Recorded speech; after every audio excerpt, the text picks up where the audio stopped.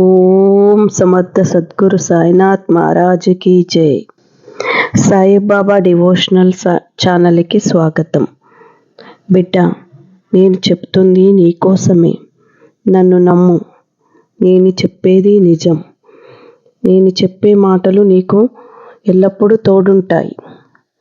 బిడ్డ, ఎవరైతే ఎప్పుడూ నన్ను గురించిన విషయాలే వింటూ, నా గురించి మాట్లాడుతూ, నా గురించే ఎల్లప్పుడూ ఆలోచిస్తూ సాయి సాయి అన్న నామాన్ని స్మరిస్తూ ఉంటారో వాళ్ళు నేను ఎప్పుడూ కనిపెట్టుకొని ఉంటాను.